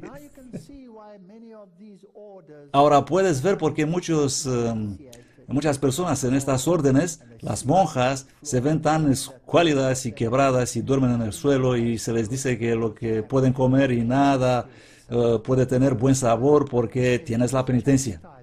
Él sigue, dice, debes castigar la carne, o sea que le das dolor físico que se da mediante el uso de silicio, cuerdas o cadenas de hierro junto a la carne, con azotes o herirse a sí mismo y otros tipos de rigores. Esto escribió él, no lo estoy inventando yo. Por lo tanto, tienes que azotarte a ti mismo con látigos, tienes que llevar cadenas. Así que por eso los de Opus Dei y todos estos grupos llevan tobilleras para que cuando se muevan sientan el dolor punzante y recuerdan sus compromisos. Esto es terrible. Este es el cristianismo moderno. Por eso en las Filipinas se promulga eso y se autoflagelan y se crucifican a sí mismos. Estos son los ejercicios espirituales de Loyola. Tienes que pagar con dolor por tus pecados. La fe dice, mi Señor murió por mí en la cruz y pagó por mis pecados, pagó por mí. Todo lo que tengo que hacer es venir y arrepentirme y luego hacer progresos. Una vez que te has quebrado a ti mismo, hay que empezar a avanzar. Pero ellos dicen que se debe elogiar mucho las órdenes religiosas. Así que tus modelos son todas estas órdenes religiosas. Virginidad y continencia. Maravilloso. Hacer votos de religión, adorar las reliquias de los santos. Así que ve a las reliquias y comienza a sentir esos huesos y todas estas cosas. Y alabar las constituciones de ayunos y abstinencias como la cuaresma, los temporas. Por lo tanto, ahora necesitamos un montón de fiestas para llenar nuestras vidas. ¿Pueden comprender lo que se está contemplando aquí? ¿Creen que todo esto es cosa antigua de 400 años? Tengo terribles noticias para ustedes. Debemos entender estos ejercicios de Loyola si queremos comprender a los jesuitas. Para tener los verdaderos sentimientos que debemos tener en la iglesia militante, primero, todo el juicio debe apartarse. Este es Loyola que habla, y aquí está su imagen o su estatua como un santo en el Vaticano. Primero, todo el juicio debe apartarse. ¿Qué dijo Papa Benedicto? Tienes que ser perinde a cadáver, como un cadáver, y debemos tener nuestra mente dispuesta y pronta a obedecer en todo a la verdadera esposa de Cristo, nuestro Señor, que es la jerarquía de nuestra Santa Madre la Iglesia. Y ser listo a aceptar que el blanco que veo es negro, si así lo decide la jerarquía de la Iglesia. Estos son los ejercicios espirituales de Loyola. Obediencia ciega es absolutamente esencial. Y esta es la famosa frase que tienen que obedecer. Perinde a cadáver. Como un cadáver. No debes tener tu propia mente. Ahora, ¿es todo esto anticuado? ¿Muerto? ¿O está vivo y sano y destruyendo el protestantismo hoy? Esta es la cuestión que hemos de plantearnos. Los ejercicios espirituales en el mundo de hoy, como han sido expuestos en National Jesuit News, las noticias nacionales jesuitas. Vamos a nuestros días. Los ejercicios espirituales de San Ignacio pertenecen a la Iglesia. Mediante ellos son implicados laicos y sus colegas jesuitas en una manera fructífera. Ellos crean conversación y comunidad espiritual que los estadounidenses anhelan. Ayudan a las mujeres religiosas, ofrecen los dones de las mujeres a la Iglesia y al mundo, y ayudan a los laicos a encontrar sus propios dones confirmados por medio de la oración. Ellos ofrecen un camino seguro para encontrar a Dios en todas las cosas y proyectos factibles de la contemplación viva en acción. Oh, si supieran ustedes lo que significan estos términos. Cristianos justos en el mercado. Tenemos un cristianismo contemplativo. Ellos escriben, Ignacio de Loyola ha creado y llevado a cabo este apostolado durante 15 años antes que sea ordenado. Y continúa, la historia prueba que los ejercicios espirituales son un instrumento increíblemente efectivo para la espiritualidad del laico, incluso en la era posmoderna. Son, por favor noten que es una organización jesuita que escribe esto. Son utilizados para y con los laicos en diversas formas en todo el mundo. Y luego proporcionan la base de sofisticadas espiritualidades para el mercado. Así que tienen algo a la venta. Y ese es el camino al infierno, lo que tienen que vender. Esta no es religión bíblica. No es exagerado decir que más gente es dirigida hoy a través de uno u otro ejercicio que en cualquier momento de la historia. No es exagerado decir algo más. Los ejercicios espirituales se utilizan como un instrumento apostólico para una mejor educación laica. Así que no tenemos que pensar que solo los jesuitas están en control. Ellos han entrenado un ejército de cientos de miles de laicos en sus ejercicios. ¿Y cómo les va a afectar esto a ustedes? Aquí pueden ver en sus propias páginas web, retiros ignacianos y ejercicios espirituales en nuestros días. Aquí es un retiro ignaciano de 8 días. 8 días de retiro ignaciano para sacerdotes, diáconos, religiosos y ministros laicos, etc. Ven y discute aquí y estudie los ejercicios espirituales y otras meditaciones. Este libro dice, ¿qué más puedo hacer? Un retiro ignaciano para gente en alguna parte en el camino. Les ayuda a explorar y orar acerca de lo que significa a servir. ¿Servir a quién? Si desean descargar los ejercicios espirituales para ver si me estoy inventando todo esto, vean a Jesuit Review. Esta es su propia página web. Pueden ir y echar un vistazo y pueden descargar los ejercicios espirituales. Ellos citan aquí las primeras series de artículos de Jesuit Review ofrecen una introducción a los ejercicios espirituales. ¿Creen que están muertos? Les voy a mostrar dónde están ellos actualmente. Joseph Tello escribe, la filosofía sigue al corazón del arte en la formación jesuita, porque más que cualquier otra disciplina, ella puede provocar la conversión intelectual del pensador convencional a reflexión de principios. Bien, con esta introducción vamos a nuestros tiempos. ¿Todos ustedes han oído hablar del curso Alfa? Se promociona como probablemente la mayor herramienta ministerial en la historia del cristianismo. Y empezaremos desde este humilde comienzo hasta donde vamos a ver dónde nos encontramos hoy. Es aterrador, es inimaginable. El curso Alfa y la filosofía de grupo pequeño. Ahora, permítame primero decir que no hay nada de malo en las reuniones de grupos pequeños. Es consejo divino tener pequeños grupos donde la gente se reúna para estudiar la palabra de Dios y encontrar el sentido de la palabra de Dios. Es hermoso. Cuantos más hay, mejor. Pero esto no es la cuestión. Esto no es Alfa. Esto es reunión de grupo pequeño, pero en una base totalmente diferente. Y tras haber pasado por los ejercicios espirituales, vamos a ver qué podemos encontrar. El fundador del curso, como está escrito, soy Nicky Gamble. Aquí está. ¿Dónde nos lleva? Vamos a leer lo que la página web de Alfa dice. Esta es Alfa USA. ¿Qué es Alfa? El curso Alfa es una práctica introductoria a la fe cristiana durante 10 semanas. El curso da la oportunidad a la gente de explorar grandes preguntas de la vida. ¿Existe algún propósito para la vida? ¿Y qué sucede cuando yo muera? Los participantes al curso Alfa aprenden cómo responde el cristianismo a estas preguntas. El curso Alfa es para todos. Comparte la fe en las personas fuera de la iglesia. Despierta la fe de los nuevos cristianos y alimenta el compromiso de los cristianos viejos. Esta es la cosa más grande jamás. Los huéspedes de Alfa exploran el cristianismo participando a 15 sesiones que tienen lugar en un relajado, acogedor y atractivo ambiente. Cada sesión explora una cuestión particular. Y luego dan todas las preguntas. Suenan bonitos y son inocuos. Hay más cosas en la vida que esto. ¿Quién es Jesús? ¿Por qué murió? ¿Quién es el Espíritu Santo? ¿Qué hace el Espíritu Santo? ¿Cómo puedo ser lleno del Espíritu Santo? ¿Cómo puedo mejorar el resto de mi vida? Suena bonito, no hay ningún problema, nadie debería preocuparse. El poder del alfa, por Rebecca Barnes, reproducido con permiso. Desde su venida a los Estados Unidos en 1996, el mismo año, el obispo de Londres ha nombrado a Gamble capellán de Alfa. Alfa ha crecido de manera exponencial. El número de iglesias estadounidenses anfitriones del curso ha aumentado de 200 en el primer año a más de 7.500 en el año 2005.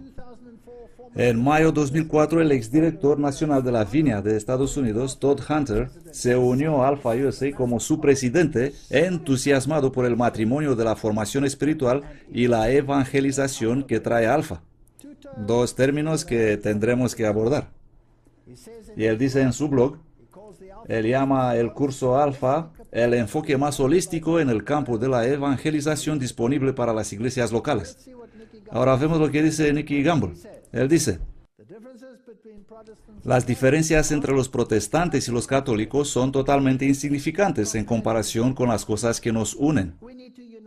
Necesitamos unirnos en torno a la muerte de Jesús, la resurrección de Jesús, cosas absolutamente esenciales en el centro de la fe cristiana. ¿Quién dijo eso antes? El Concilio Vaticano II lo dijo. Esta es una filosofía del Concilio Vaticano II.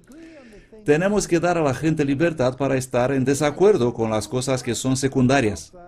Hacemos de eso una regla, escribe él. En Alfa, nunca criticar a otra denominación, otra iglesia cristiana o un líder cristiano. Prohibido criticar.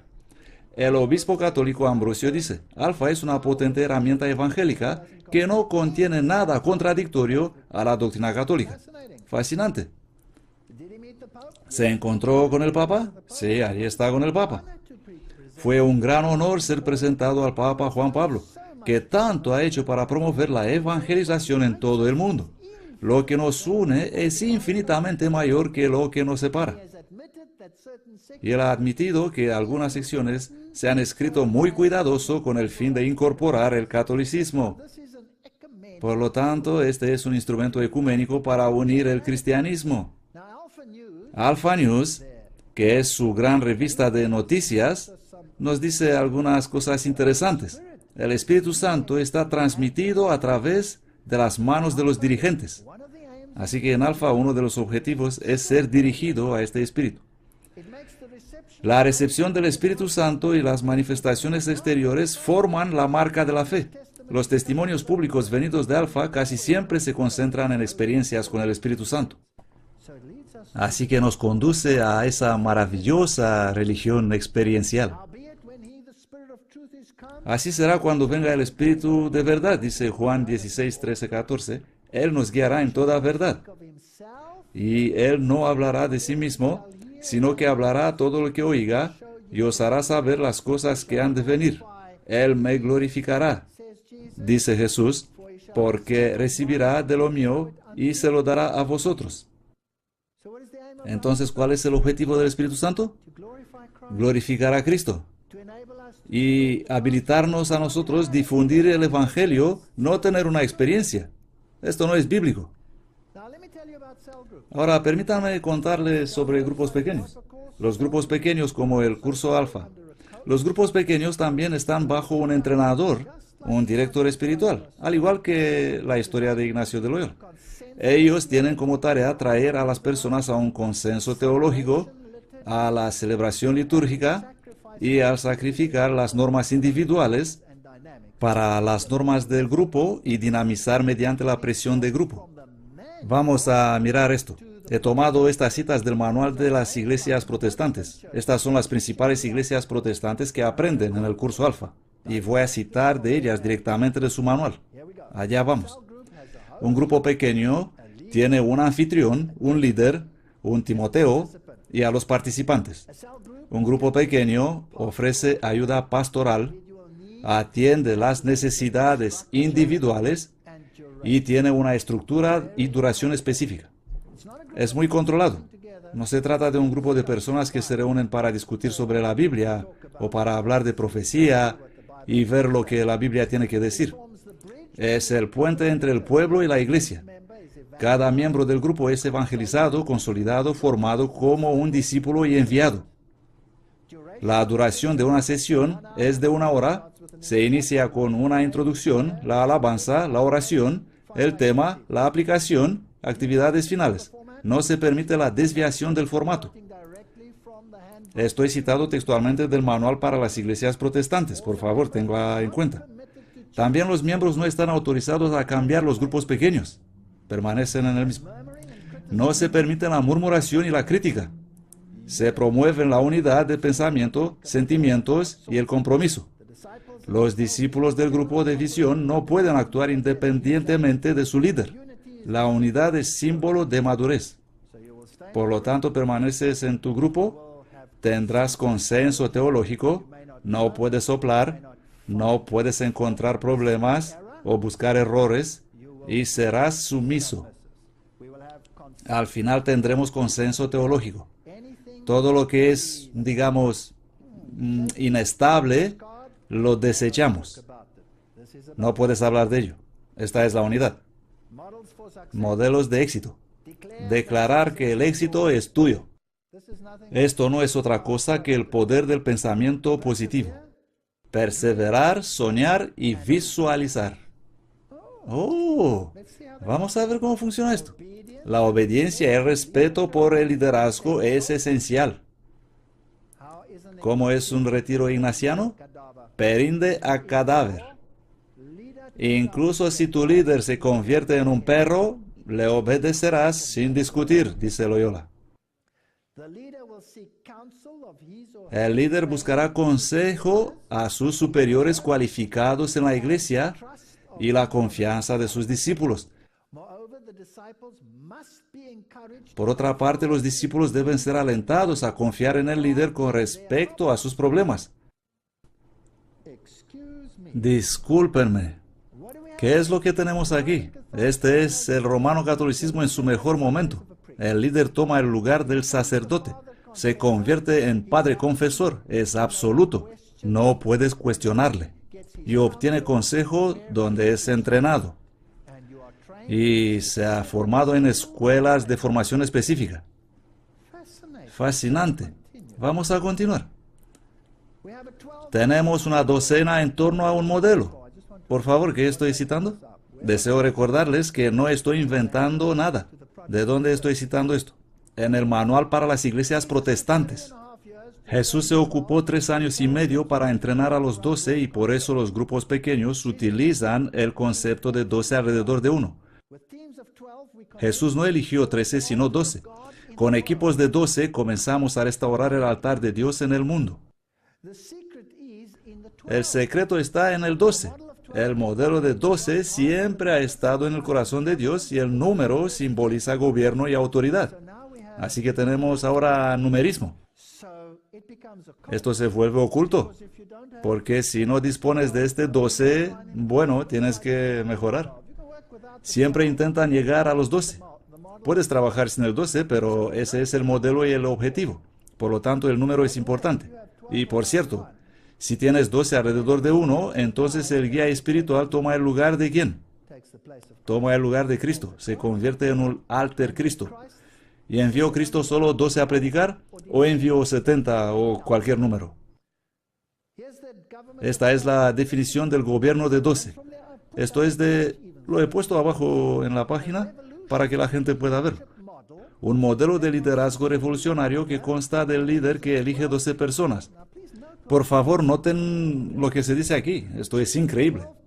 Quien elige 12 personas para que su carácter y autoridad pueda ser reproducido en ellos, para que la visión de la iglesia pueda ser desarrollada.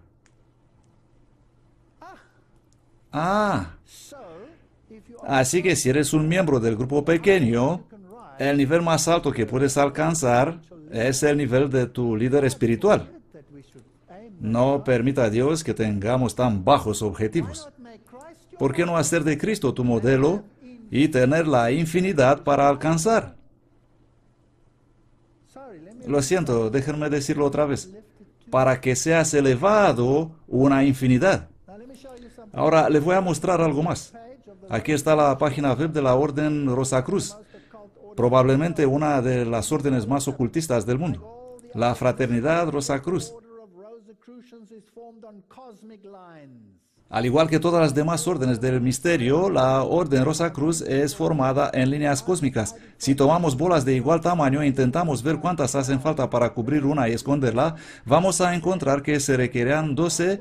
Bueno, no tenemos que leer todo eso. Y aquí dice 12 apóstoles agrupados en torno a Cristo. Hay otros ejemplos de esta agrupación de 12 y 1. Por eso la Orden Rosacruz también está compuesta de 12 hermanos y el tercero.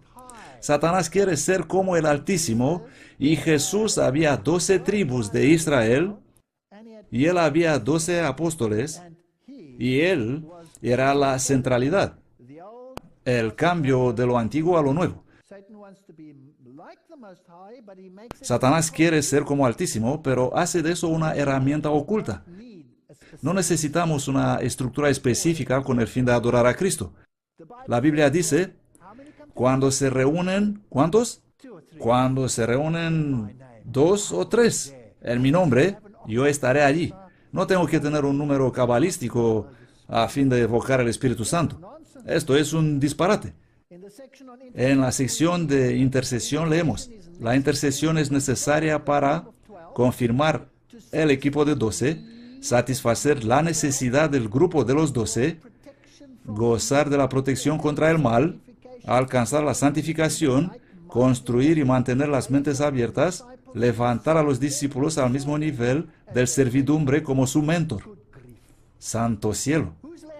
¿Quién queda fuera de esta ecuación? Jesucristo es dejado fuera. Un mentor es descrito como alguien con una comisión sacerdotal que es misericordioso y compasivo y aprobado y santo. Así que ahora hay que mirarle como santo y aprobado. El texto citado incluye pasajes del Evangelio de Juan, etcétera, etcétera. Esta es la espiritualidad ignaciana. Se basa en principios jesuitas y se encuentra en prácticamente cada iglesia protestante en el mundo. 1 Corintios 14, doy gracias a mi Dios que hablo en lenguas más que todos vosotros. Ellos dicen que lo que necesitamos es aspectos positivos y ponen mucho énfasis en la sanación, profecía, poder, milagros, lenguas. Esta es la manifestación que ellos buscan. ¿Qué dijo Martín Lutero acerca de esto? El verdadero camino al cristianismo es este. Me gusta este hombre. ¿Saben eso? Me gusta este hombre.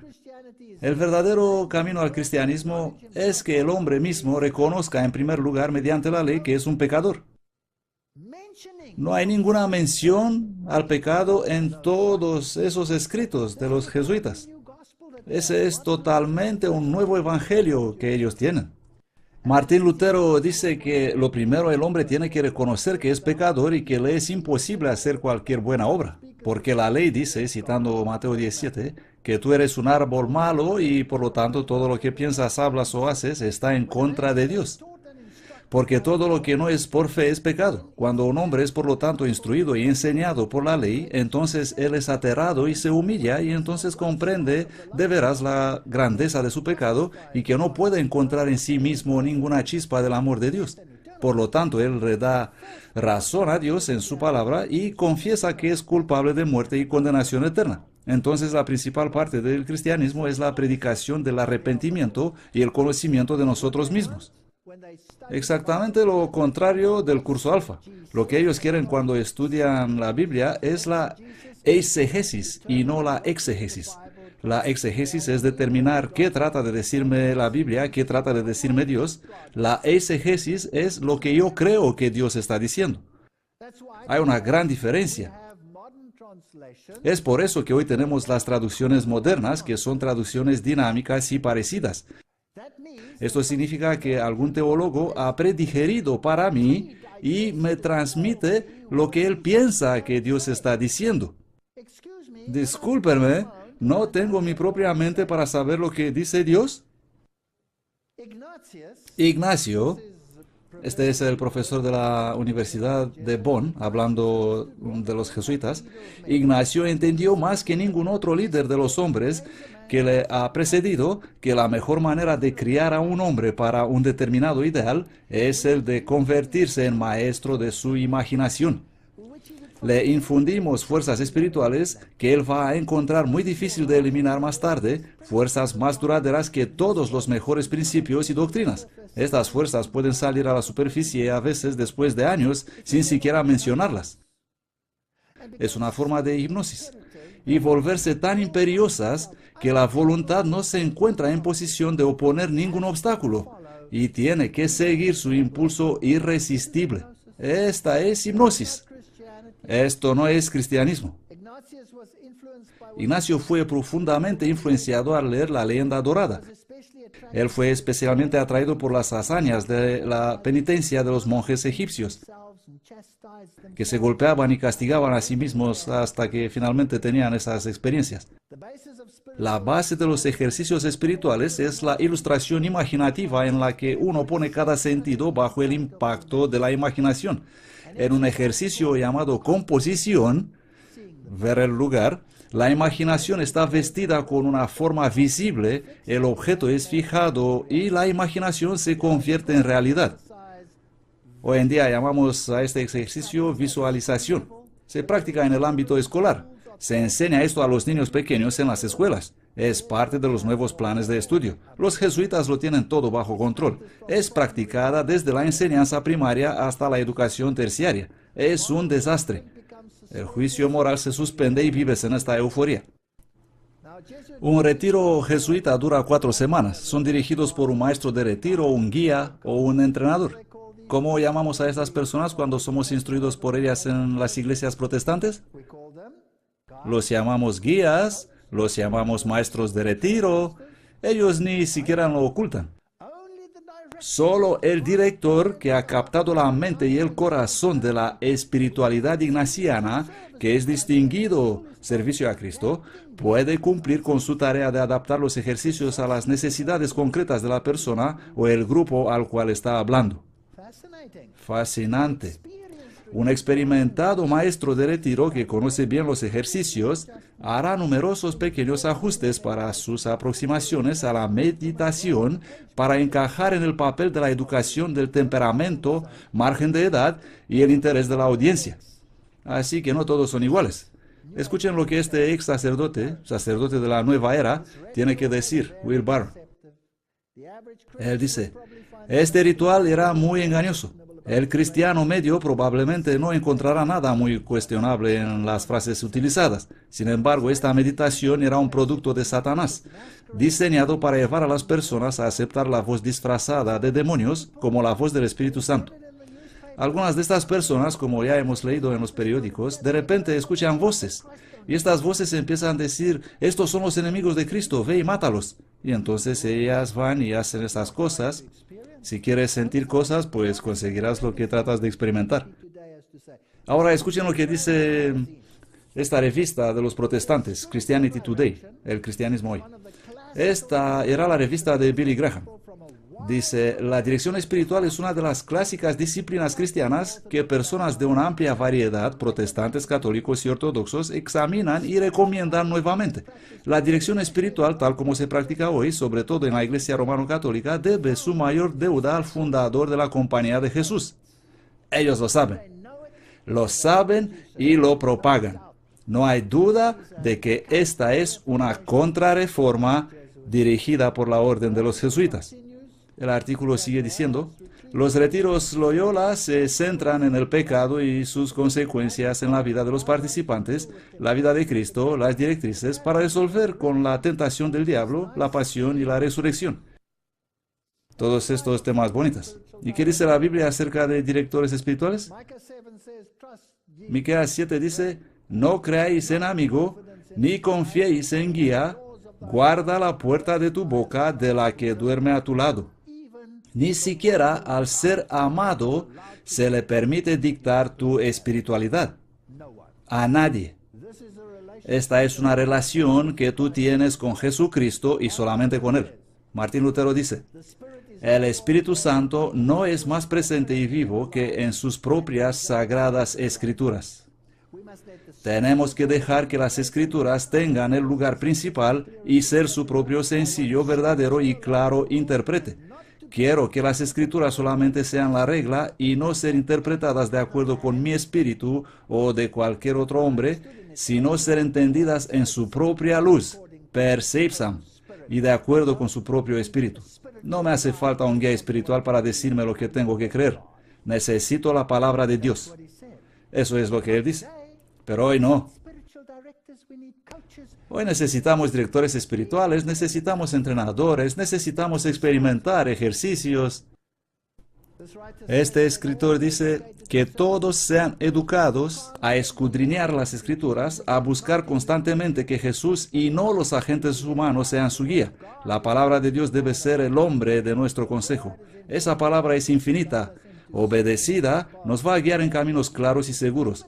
Pero la palabra diluida con dispositivos humanos e imaginaciones no es una guía segura. Dice exactamente lo mismo que Martín Lutero. Dios quiere hacer algo para cada uno de nosotros. Este trabajo es un trabajo individual. Por favor, noten, un trabajo personal. Estudiantes, no dependáis de vuestros maestros para formar vuestro carácter. Por el amor de Cristo, formad vuestros caracteres personalmente. Aferraos a Dios. Y no creáis que tengáis que estar siempre con vuestros maestros para llegar a ser sólidos trabajadores.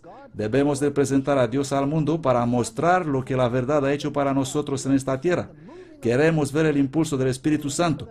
Recordad que así trabajó el Espíritu Santo en las escuelas de los profetas, que cuando Saúl, cazando a David, vino en relación con una de las escuelas, el Espíritu vino sobre él y él empezó a profetizar. Pero necesitamos algo más duradero que hubo Saúl. Aferraos a Dios. Solo os queda poco tiempo para formaros los caracteres para el futuro. El libro de Éxodo dice, no sigas a la mayoría para hacer el mal, ni te inclines a una causa por la mayoría en contra de la justicia. Con respecto a Lutero dice en la gran controversia, la influencia de este hombre solo, que se atrevió a pensar y actuar por sí mismo en cuestiones religiosas, conmovió a la Iglesia y al mundo, no solo en su tiempo, sino en todas las generaciones futuras. Aquí está un hombre solo. Él decidió, me voy a pegar a la palabra. No me importa lo que dice el Papa. No me importa lo que dice el arzobispo. Quiero saber lo que dice la palabra de Dios. Por favor, no me malinterpreten. Estoy diciendo, no busquéis el consejo de sabios hombres religiosos. ¿Eso digo? No digo eso. En el consejo de muchos está la sabiduría. Pero no dejes que nadie te diga qué debes creer. Eso es lo que estoy diciendo. Y aléjate de eso de alcanzar el nivel de tu guía espiritual y confesarle todo lo que has hecho.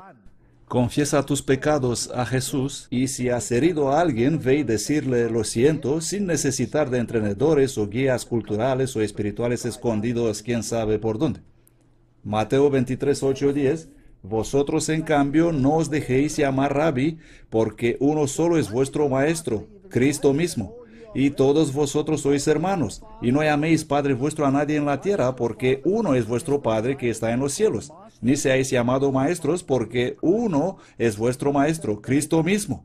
¿Es bíblico lo que digo? Maestro, catequetis, una guía. Eso es un profesor o un maestro. No necesito uno de ellos para que me diga lo que creer. Eso no significa que no puedo estudiar lo que han dicho y compararlo con la palabra de Dios. Con estas palabras, Cristo quiso mostrar que ningún hombre debe poner su interés espiritual bajo otro hombre, como un niño es guiado y dirigido por un padre terrenal. Esto ha fomentado un espíritu de desear superioridad eclesiástica que siempre ha dado lugar al sufrimiento por parte de hombres en cuales se confiaba y llamaba Padre. Eso confunde el sentido de la sacralidad y de las prerrogativas de Dios. Así como en los primeros siglos, las verdades esenciales para este tiempo se encuentran no en las autoridades eclesiásticas, sino en hombres y mujeres que no son demasiado sabios o demasiado instruidos para creer en la palabra de Dios. Si desean confusión en el mundo, entonces crean a cada teólogo por ahí. Ellos difieren tanto como el oriente del occidente. Tomen cualquier aspecto, el bautismo, por ejemplo. Tenemos iglesias que bautizan adultos. Algunos de ellos los salpican, otros vierten un poco de agua sobre ellos. Hay gente que los bautizan 7 veces, otros los meten en agua 3 veces. Unos dicen que solo los recién nacidos deben ser bautizados. La lista es interminable. Y todo eso viene del pensamiento de los teólogos. No tengo nada en contra de los teólogos piadosos y me gusta leer sus escritos y estudiarlos en comparación con la palabra de Dios. Podemos ser conducidos por hombres piadosos, pero eso no significa que estas personas deben ser tu guía y de ningún modo tu papa. Nuestra gran debilidad está en poner hombres a los cuales mirar y confiar en el lugar donde debería estar Dios. No creo que necesitamos algunas de estas estructuras fijas. Yo creo en pequeños grupos y creo en reuniones de estudio bíblico y oración en común para buscar consejo del Señor, y creo en buscar consejo de hombres enseñados que han estudiado estas cosas más que yo, pero creo en la primordial superioridad de la palabra de Dios. Y todo y cada cosa debe ser probada por esa palabra. Salmo 32, 8. Yo te instruiré y te mostraré el camino a seguir. Yo te guiaré con mis ojos. Dios quiere una relación personal con ustedes y conmigo. El Evangelio no es acerca de cosas. El Evangelio no trata de rituales. El Evangelio no trata de fórmulas mágicas y números mágicos. El Evangelio no trata de castigos para que veas más luz. El Evangelio es una relación. Y Dios ha puesto hombres y mujeres en esta tierra y el matrimonio como un ejemplo de esta relación. No permita a Dios que yo tenga que azotarme cada día para conseguir la atención de mi esposa. ¿No sería patético? Isaías 48, 17. Así dice Jehová tu Redentor, el Santo de Israel: yo soy el Señor tu Dios, que te enseña para provecho, que te conduce por el camino en que debes andar. Confía en el Señor tu Dios, confía en su palabra, y nadie tiene que perderse. Que Dios nos ayude a estudiar más a fondo las incursiones de los ejércitos espirituales que toman el lugar de la fe. Esto se pone cada vez más serio. Gracias.